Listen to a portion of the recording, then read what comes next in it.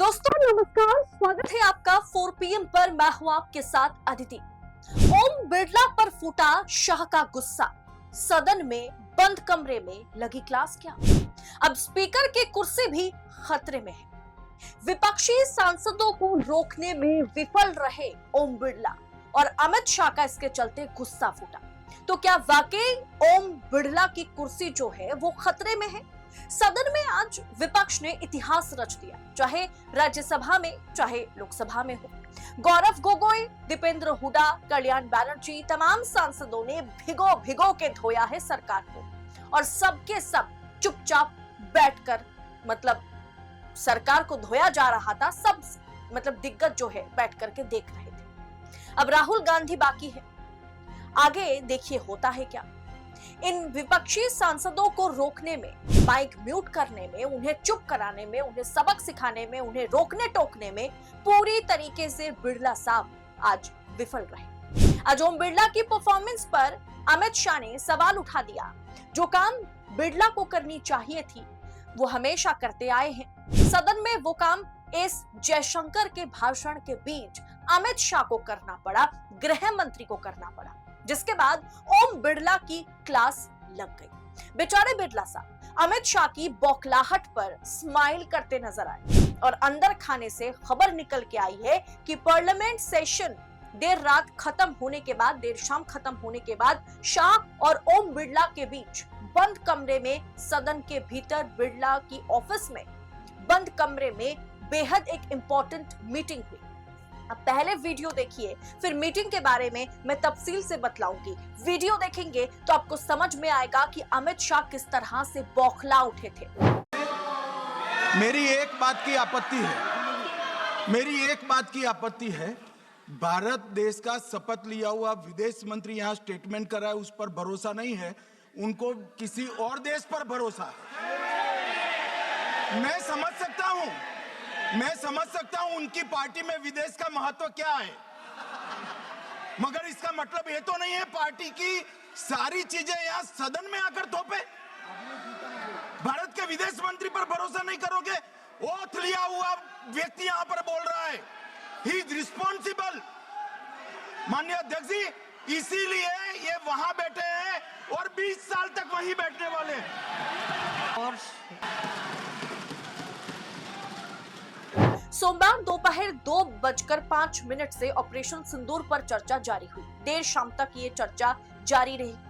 विपक्ष के युवा नेताओं ने, जैसे गौरव गोगोई की बात करें या दीपेंद्र हुडा की बात करें, सबने राजनाथ सिंह हो या एस जयशंकर, बड़े दिग्गज नेताओं को धूल चटा दिया, बोलने का मौका नहीं दिया। ऐसे ऐसे सवाल दागे कि सब के सब एक दूसरे के मुंह देखते रह गए।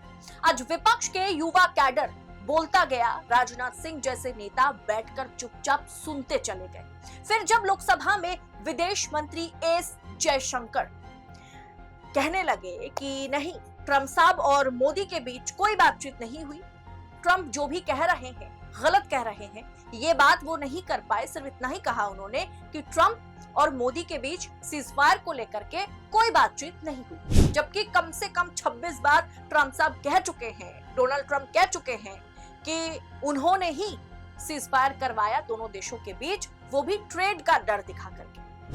अब इस पर जब एस जयशंकर बोल रहे थे तो जवाब जब वो देने लगे, राहुल गांधी, गौरव गोगोई ने सवालों की बौछार लगा दी। तब विपक्ष को चुप कराने का काम बिरला साहब का था, लेकिन बिरला साहब जो है वो मुस्कुराते रहे। पता नहीं क्यों, क्या हो गया था, वो सदन में बड़ा मुस्कुरा रहे थे। एस जयशंकर को रुकवा करके अमित शाह खड़े हो गए। अमित शाह खड़े होने पर मजबूर हो गए। दरअसल वो खड़ा क्यों होंगे भाई, उनका वो विपक्ष को चुप कराने के लिए, अगर सत्ता पक्ष कुछ कह रहा है, सरकार के पक्ष से एस जयशंकर अपनी बातें रख रहे हैं, तो उस समय विपक्ष अगर बीच में सवाल कर रहा है तो चुप कराने की जिम्मेदारी बिरला साहब की है, लोकसभा स्पीकर की है। लेकिन अमित शाह खड़े होने पर मजबूर हो गए क्योंकि बिरला साहब बड़ा मुस्कुरा रहे थे, चुप कराना तो दूर की बात। फिर क्या होना था, सेशन खत्म होते ही बिरला साहब को तलब किया गया। एक तरीके से स्पीकर साहब की ऑफिस में ही अमित शाह और बिरला साहब के बीच बातें होती है। यह अंदर खाने की खबर है।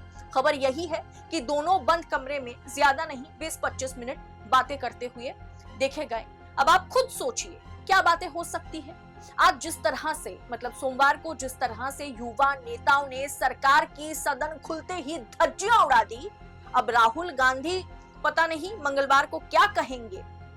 अगर बिरला साहब को चेतावनी नहीं दी गई बंद कमरे में, फिर क्या किया गया? दोस्तों, आपको क्या लगता है, ओम बिरला से अमित शाह क्या कुछ कह सकते हैं, या आप एक तरीके से इसको चेतावनी के तौर पर ही देख पाएंगे? इसलिए क्योंकि सोमवार को जो कुछ भी हुआ सदन में, अब मंगलवार को सरकार की ऐसी ही बेइज्जती ना हो, इसके लिए उन्हें चेताया तो जाएगा, उन्हें कहा तो जाएगा कि इसका ध्यान रखिएगा कि कहीं मंगलवार को भी हमारा मंगल ना हो जाए, तो फिर आपका मंगल हम कर देंगे।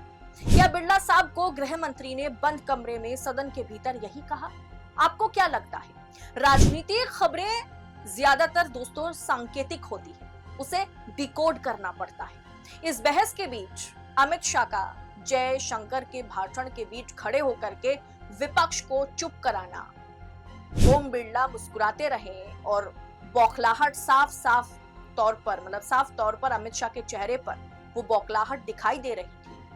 अब उसके बाद सेशन खत्म होने के बाद ओम बिरला और अमित शाह के बीच सदन में 20-25 मिनट की मीटिंग होती है। संकेत साफ है।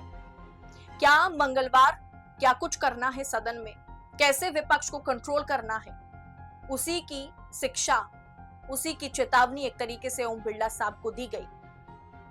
और अगर मंगलवार को भी बिरला साहब सदन संभाल नहीं पाते हैं, राहुल गांधी को संभाल नहीं पाते हैं, विपक्ष को संभाल नहीं पाते हैं, तो उनके भी कुर्सी से उन्हें हाथ धोना पड़ेगा, उन्हें भी कुर्सी छोड़नी पड़ सकती है। क्या यही चेतावनी बंद कमरे में दी गई? आपको क्या लगता है दोस्तों? सदन में बंद कमरे में दोनों के बीच क्या बातें हुई होगी?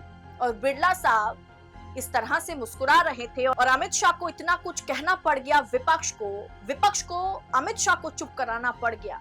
क्या आपको लगता है बिरला साहब की क्लास नहीं लगी होगी?